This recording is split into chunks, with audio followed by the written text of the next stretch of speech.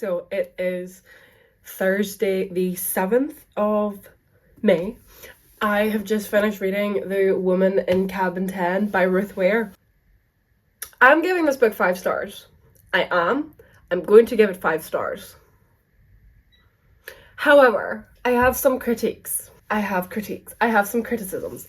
I have some little, they're not massive, they're not that big. I was reading some reviews there that other people had posted, and quite a few people did not like this book or didn't like the main character, which I will admit, there were times maybe she was a little bit, I wouldn't say annoying.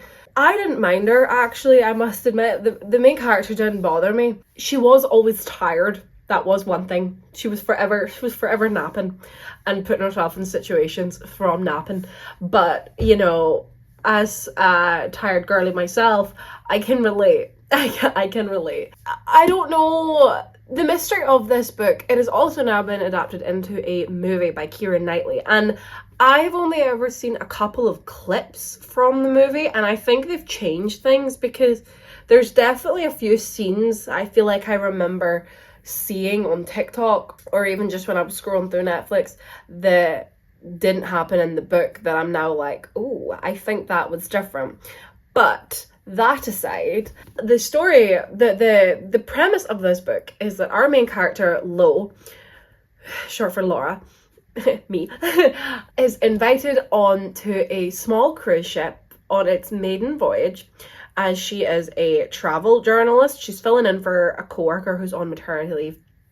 And she's on this ship basically documenting the entire trip to write about for the magazine. There's also other journalists and photographers and so on that are also on this journey. And while on the ship, on the very first night, Lo is woken up in the middle of the night to a woman screaming and the sound of the door, a veranda door opening, and then the sound of something hitting the water, and she's convinced it is a body. She sees a blood splatter on the balcony door of her neighbour in cabin number 10, Lo's in cabin number 9. And then she spends the rest of the trip trying to convince everybody that she witnessed a murder or she witnessed somebody go overboard. And I will say that now that I think about it, possibly not a lot happened. We had a spa day, we went for dinner, and then that night was when Lo ended up in a bit of trouble herself, and then time moved on, and then that was sort of, it came to a head, and that was the end of it. So it's a weird one, actually. I am going to give it 5 stars because I enjoyed it while I was reading. And this is my new thing. This is my new thing of being a lot less negative when it comes to reading books. That if I enjoy the book while I'm reading it and I come out the other side thinking, damn, that was a wild ride, I'm going to give them 5 stars. If I feel like it's worthy of 5 stars, no matter what other people think of it and no matter what I then decide afterwards, once I've had time to analyze and think about it, I'm still going to give it 5 stars because, you know what, it wasn't bad. It was pretty good. Looking back, there is a lot of things that don't quite make sense. There are a lot of things that I feel like, so what was that? And what was that all about? And that made no sense. One of the main things was that the person that was supposed to be in cabin 10 in the first place had his house burgled and his passport stolen so that he then couldn't go on the trip. And I think he was supposed to be an investor. Him not being allowed on, or him being the one chosen not to be on the ship maybe made no sense. Or maybe was it supposed to be because cabin 10 was right at the back of the boat? I don't actually know. But I feel like somebody like Lo would have made more sense for her not to be the person going. But then I also wondered, because at the very start of the book, Lo's house was also burgled. And she was stressed about it and she was thankful that her passport hadn't been taken, but her handbag had been with her phone and wallet and cards and so on. And I thought that was connected, but it had nothing to do with the plot at all. And then even the finale, the grand finale, which I will give this book some credit because I'm not a big grand finale fan when it comes to mysteries and thrillers, because they always get very dramatic and they always get very action-packed and there's always threats and a chase and people are squabbling and fighting, and half the time somebody dies. It's usually the bad guy. And I always find them a little bit exhausting. Like, the pace is too much. It's too fast. And I'm like, how did we suddenly go from 0 to 100? Then you turn the page and it's the epilogue, and it's like, well, that guy died, but at least the people who were murdered got justice, or at least now people know, or, you know, maybe it doesn't have a happy ending. But either way, I always hate a grand finale, because I feel like in a movie or a TV show it works because the drama is playing out in front of you, you're seeing everything, you're seeing the squabbles, you see a chase, like it's all very dramatic. When it's on paper in a book, I don't really like it. It's too much. Like the last book I read before this, The Reappearance of Rachel Price, there was like a massive dramatic chase at the very end of that book, and the way it just carried out was a little bit crazy, honestly. And there was so much going on, and there was so many characters involved, and people died, and then people were covering it up, and it was honestly just a bit batshit crazy. And by the time I ended the book, I was like, okay. It was a bit much. Whereas this one, I feel like actually it did end in a better way. It wasn't too, there were a few like dramatic moments, but it wasn't, you know, this big massive reveal and the killer steps forward and they have a gun and they're gonna threaten you, and then there's a fight and then someone dies, especially when they're on a cruise ship and they could all go overboard and die and this and that. It was actually, the ending was done in quite a nice way. But then when it did end, and I realized I still have questions that I suppose aren't going to get answered. So I do not understand. I don't understand what's going on. I want to know what happened. And there are certain things that I just think that there were so many things brought up that actually ended up not having any correlation to the plot at all. I feel like I just can't make up my mind about how I feel about the ending or the book in total.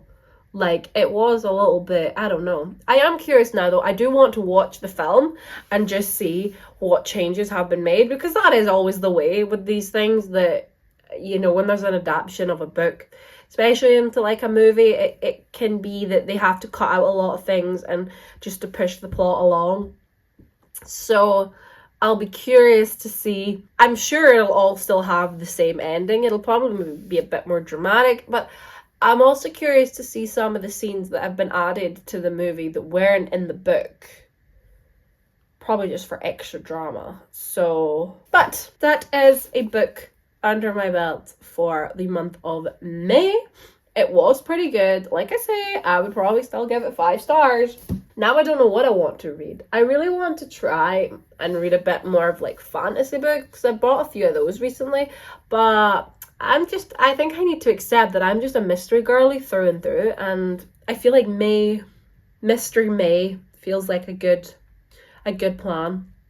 So maybe I will just pick up another mystery book, but I don't really know what mystery books I have to read actually, because, well, I have a few. I have a lot. But we'll see. I have another book by Ruth Ware. It's called, I don't know, The Perfect Couple, I think. I don't even know where it is. So I could read it, but I don't know, maybe I need a break from Ruth Ware, because I enjoyed the book, I did, but I think I enjoyed the first half, and I thought, yeah, there's a lot of good build up here, we're getting to know all the characters, and then like halfway through the book, then it did just take a little bit of a turn that I didn't expect, and the whole plot was a little bit bamboozling. It was a little bit wackadoodle. It was a little bit wacky. But we've made it through the other side, and now I need to decide what I'm going to read next.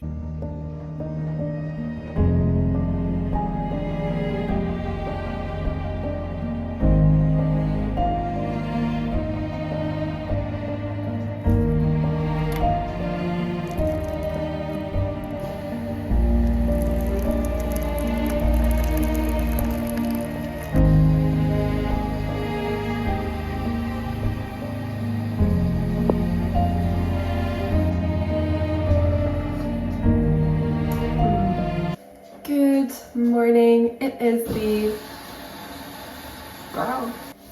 the 23rd of May already. This year is just flying in. I just don't know how quick is the time going. It feels like it wasn't that long ago that it was February, the cold and wintry months, and I was just at home. Where's the time gone? I truly don't know. I am technically off work today. It's Saturday, but there's a potential that I may be called in, but also a slim chance, because there's a high chance that I could be called in, but also a lot of times they just get on with it, so I might end up not being needed. On paper it looks like I'm needed because a couple of people have like called in sick and stuff. Why did I start the washing machine? I do this to myself every time. But anywho, I'm going to take the chance today, seeing as the weather is really nice, and on the off chance that I am needed for work, I'll stay close to home. But I thought I would go out into the garden, do some gardening, get the place all tidied up because the weeds are quite bad. I'm also in a bit of a reading mood, or maybe even a writing mood. I can't decide which one I want to go for because I have been doing a little bit of both lately. But I am currently sort of in the process of reading 3 books. I started A Lesson in Cruelty by Harriet Tice. Is it pronounced Tice? T-Y-C-E. I've read a book by her before. I read Blood Orange and I really enjoyed it. The only thing I am thinking is I'm not sure if I'm in the mood for something really heavy. I might be in the mood for something kind of light, and I feel like with a name like A Lesson in Cruelty, I feel like it could be a bit of a like slightly darker, heavier book. I'm also reading Rewitched. I am about the first 80, the layer of dust that just came off this book shows you the last time I picked it up. I feel like it could be more of an autumn read, that sort of cozy fantasy witchy vibes. The cover is giving autumn, so I may hold off. I may read a couple more chapters and like leave myself at a point that I think's okay, but also I may leave that for more autumn time because I'm not sure if it's a book I want to read right now. And I'm also reading Love's a Witch by Trisha O'Malley. I got this book last year at the book festival and I got it signed. Hold on. I got it signed because I got to meet the author and she was very interesting to talk to, and I really enjoyed meeting her and just hearing her experience and feeling very inspired by her. However, that doesn't necessarily mean that I'm gonna love her books. So I would say that this is making me realize that I'm not a romantasy girl. I don't mind a romance book, but there's something about adding fantasy and romance together that I'm just like, it's not quite for me. However, I will persevere with this book. I'm only the first 5 chapters in. I'll give it a go and I will see, but I think it's probably not quite going to be my style. So for that reason, I'm kind of taking a back seat. So I may look for something else to read instead of those 3. I'm in the mood for something sort of, I want light-hearted, bit of mystery. I don't know what I'm looking for, but either way, I'm thinking I'm gonna find a book to read that could be kind of cozier and sit and read it outside while also doing some gardening. I'm trying to be productive today. The sun is shining. It is not even 10 a.m. yet. I am ready to seize the day and be productive.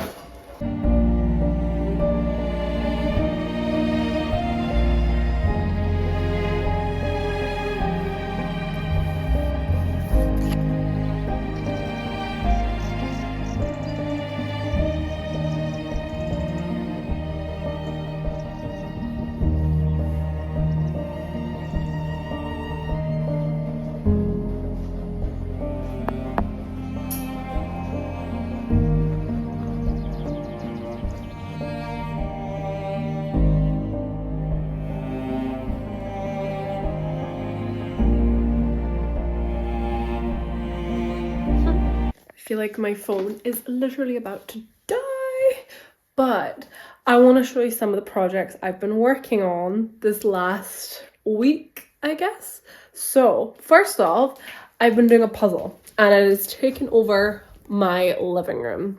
So it is, so it's this picture here, and this is where we're at. I feel like I'm making good progress. I think I'm definitely over halfway. The only bits like that are just sort of floating around here are like pieces, like I've got stray pieces floating around. But I'm confident I'm like over halfway through it. So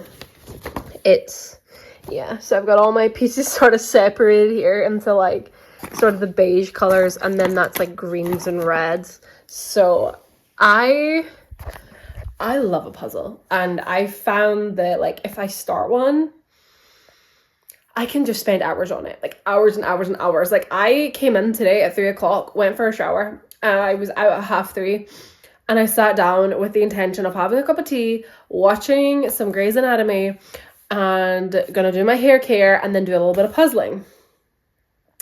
I ended up only puzzling. I ended up just completely... Oh no, I thought I had a piece there. I ended up literally just sat puzzling for 2 hours. And then I had my dinner. So that was great. But it's already 6:30. I feel like I kind of look like I'm going out. I'm actually not. I'm just going to the shops. Well, actually, no. I've got some errands to run. So one of my coworkers who I've worked with now for 3 years... is leaving. Today is his last shift, so I'm gonna just like pop him to work and sort of, because we didn't really get the chance. Yesterday was our last shift together, and he had to dash off before I got the chance to like say goodbye and stuff. So I thought I'm gonna nip over tonight before I go to the shops, because I need to do a fit job, and I'm gonna just like kind of like say goodbye, like wish him the best and things like that. So that's one thing. So I'm going shopping, but also I have been really busy the last 3 days now, but I'm gonna show you what I've been working on in the garden. So basically this whole area here was just wild. Like I really wish I took some before and after like shots, because basically tall grass, just the whole space, like the grass had just taken over. So I by hand, like I used like just some shears, and I've like, first of all, I made like a little space here. That's my lavender plant. It's looking quite cute. I don't know if I should take some of it out, because it was like 6 pieces, like 6 individual like lavenders, and I just shoved them all in the one pot. It looks kind of cute as it is, but I'm kind of wondering if maybe I should section it out, or if maybe it's pretty happy in there. I don't know. It looks pretty good and pretty happy, so I might just leave it. But I made this little section here, just a little like triangle, and then I basically just sort of made like, I don't know what to describe this. In my mind, I'm thinking it's like a coliseum, but you have like these little steps here to go down. Ignore my grass pile. But I'm gonna get my dad to help me. We're gonna strim this, and then I'm gonna put down some weed killer, because you can see where like my friend who lived here before me started to make like a patio, but the grass is obviously just grown up. But the grass had just grown up this whole space, so I moved all of these rocks in the last like 3 days. I've moved them all. Every single stone has been moved by me at least once. So I've built like a little sort of, I don't know, like a wall here. It's very rustic, I think. And then this whole spot here, there was just, the reason this grass is all dead is because there was just piles and piles and piles of rock here, which are now all there. And I've dug out a little, not dug out, but like I've made a little bed, and I'm thinking when I'm next off, which at this rate it'll probably be Thursday, I'm gonna sort of dig all this up and put some soil down and plant some flowers. So I'm gonna take a trip to the garden center and get some plants and flowers. So I'm thinking once this is all like, that's all trimmed and cleared out, I'm gonna move my table that's there and put it here, And then it's a cute little spot just to sit. Very peaceful. There's the cat. And just sit in the garden and enjoy this really nice weather we've been having. It's absolutely gorgeous at the moment. So that's what I've been up to the past 3 days. It has taken me all that time to do it. So now I'm just gonna head to, I think I'll go to, well, this car is gonna be warm. I'm not ready. I'm just gonna head into, oh my lord, that is warm. I'm gonna head into town now. Well, I'm gonna head to work first, and then I'm gonna head to town and I'm gonna get some shopping. I don't really know. I've not really got like a plan in my head of what I want. I don't really meal prep as such. I'm a very spontaneous shopper in that when I'm in the supermarket, I will just pick things. So yeah, so I'm feeling very productive. It's been a really productive couple of days in the sun and getting the garden looking a lot better. Like that whole area, it makes me so happy to look at it.